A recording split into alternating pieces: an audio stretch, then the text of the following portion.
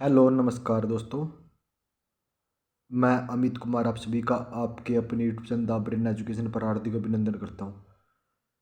आइए अब सारे अच्छों को अपनी तैयारी को ऐसे ही कंटिन्यू रख रहे हुए भाई, जो भी बच्चा हरियाणा में एएलएम एससी और जेई की तैयारी कर रहा है तो उसके लिए हमने भाई चैप्टर वाइज एमसीक्यू स्टार्ट किए हुए हैं। तो इससे पहले हमने बेसिक इलेक्ट्रिसिटी और ट्रांसफार्मर के एमसीक्यू कंप्लीट कर लिए हैं। लास्ट टाइम बेसिक इलेक्ट्रिसिटी से 17 क्वेश्चन पूछे गए थे। अगर आपने बेसिक इलेक्ट्रिसिटी का वो सेशन कवर कर लिया तो इस बार भी चांस है कि 15 प्लस क्वेश्चन आपके पूछे जाएंगे, तो आपका एक भी क्वेश्चन गलत नहीं होगा। और ट्रांसफार्मर के लास्ट टाइम 4 क्वेश्चन पूछे गए थे। अगर ट्रांसफार्मर की इस बार भी 3 से 4 क्वेश्चन पूछे गए ना तो उन्हीं से आपका कवर हो जाएगा। और अब हम कर रहे हैं सेफ्टी। तो इससे पहले हम सेफ्टी के क्लास में 25 क्वेश्चनों को कवर कर लिया था। आज हमारा 26 क्वेश्चन है। मानव शरीर से गुजरने वाली धारा का परिमाण यदि निम्नलिखित हो तो आघात की अनुमति नहीं होती। भाई इससे कौन सा पूछ रहा है कि धारा का परिमाण क्या होगा जिससे हमारे घात पर कोई भी नुकसान नहीं होगा। तो कितना होना चाहिए धारा का अनुपात। और आप आंसर आपका साथ के साथ जरूर कमेंट किया करो भाई, इससे आपको एक तैयारी के बारे में पता लगता रहता है। तो इस धारा का अनुपात कितना होना चाहिए, 1 मेगा एम्पियर से कम होना चाहिए। ठीक है। विद्युत उपकरणों पर किस प्रकार के अग्निशामक का प्रयोग नहीं करना चाहिए।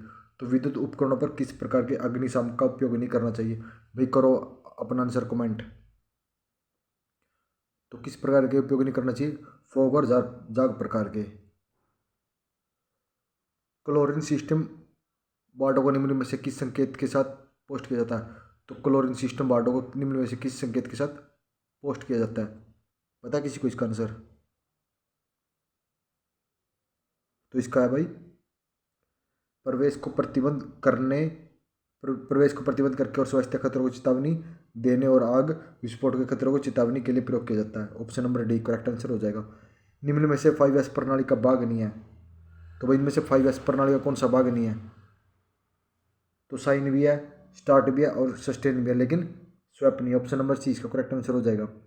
निम्न में से कौन सा आग का कारण नहीं है। तो 2016 के शिफ्ट हंड्रेड में पूछा गया था। तो इनमें से आग का कौन सा कारण नहीं है, बताओ भाई कौन सा नहीं है। तो ये नहीं है 3 फेज मोटर में रिवर्स कनेक्शन।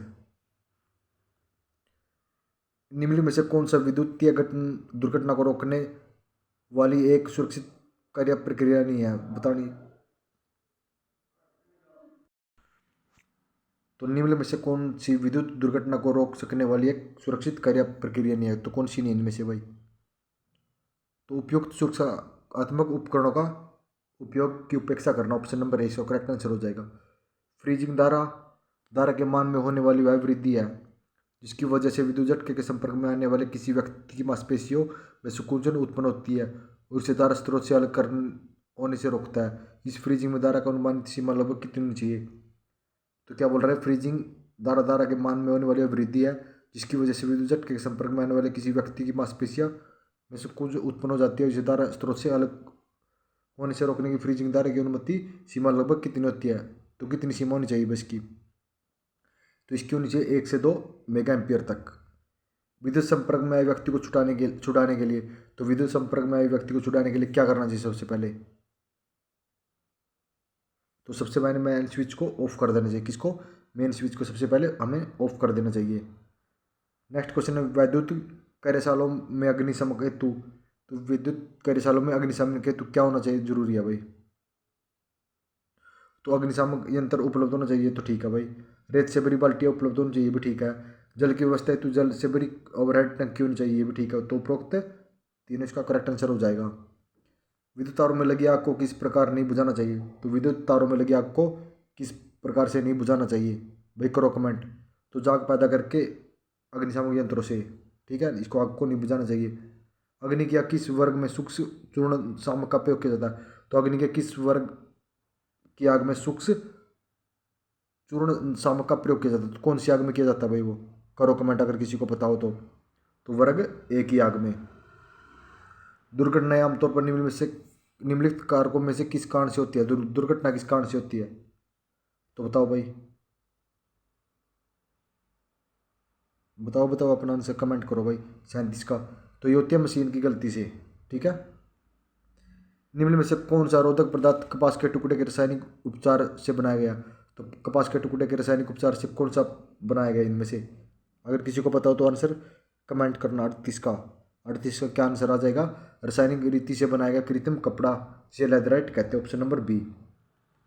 तेल, ग्रीस और पेंट से लगने वाली आग खालिस्तान के रूप में वर्गीकृत की जाती है। तेल, ग्रीस और पेंट से लगने वाली आग, ये बहुत मोस्ट इंपॉर्टेंट क्वेश्चन है। तो किस प्रकार की आग होती है वो? कौन सी क्लास में रखा जाता है उसको? तेल, ग्रीस और पेंट से लगने वाली आग को तो कौन से में रखा जाता है? इसको वर्ग बी में रखा जाता है। किसमें? वर्ग बी में। पीड़ितों उसके छाती पर जख्म कृत्रिम पुनर्जीवन के लिए कौन सी विधि का अनुसरण नहीं करना चाहिए? भाई अगर पीड़ित की छाती पर कोई जख्म है तो कौन सी विधि का हमें प्रयोग नहीं करना चाहिए, ये पूछ रहा है। तो बताओ भाई 40 का क्या आ जाएगा? तो ये आ जाएगा मुंह से नाक की विधि।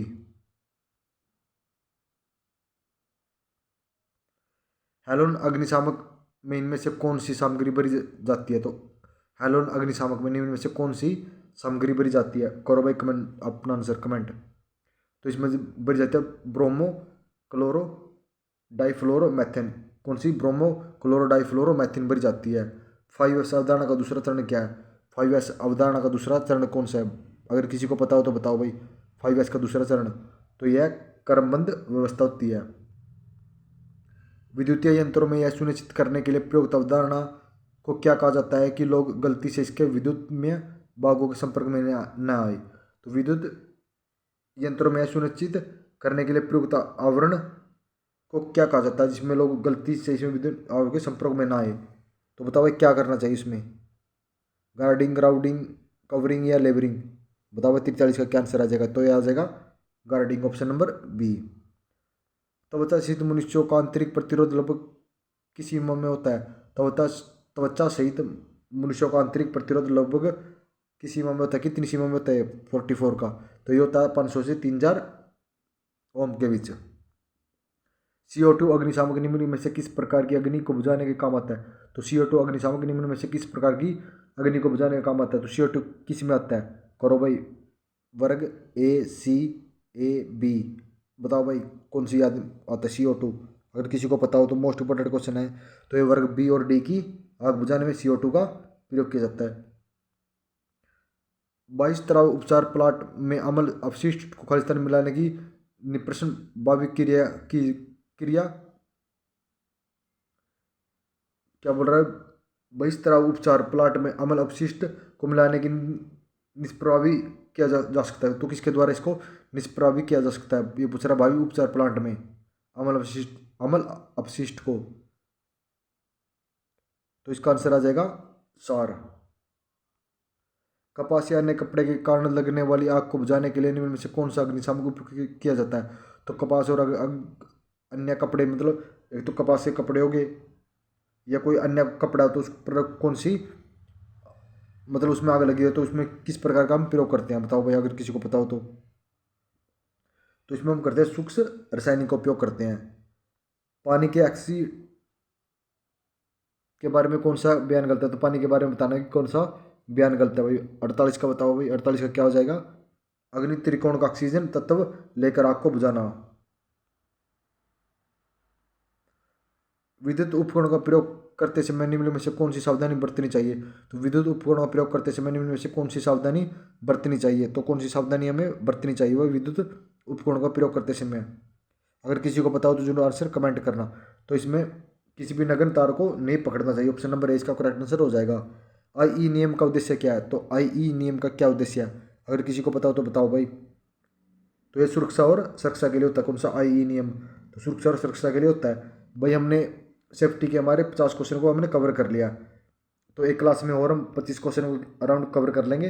अगर आपने वो 75 क्वेश्चन सेफ्टी के कर लिए ना, तो इससे बार आपका एक भी क्वेश्चन नहीं देखने को मिलेगा, ठीक है।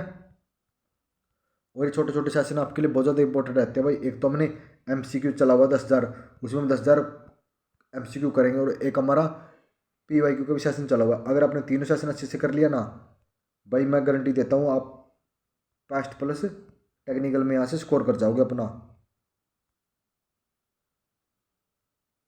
क्योंकि भाई जितना अब आपने थ्योरी तो पढ़ ली होगी क्योंकि बहुत टाइम हो गया, और अब आपकी बारी है सिर्फ प्रैक्टिस करने की।